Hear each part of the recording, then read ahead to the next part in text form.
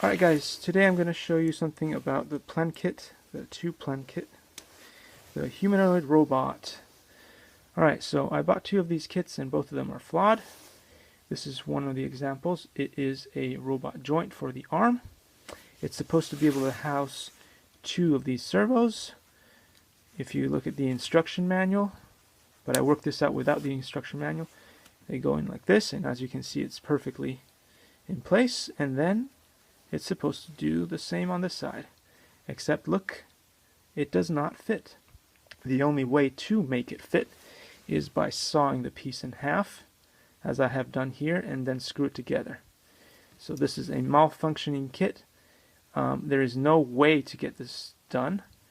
So either the motors are the wrong size and you have to cut these there, or you have to saw this piece to make it fit. Either way, it's a bad kit and I wouldn't recommend it. See you in the next video.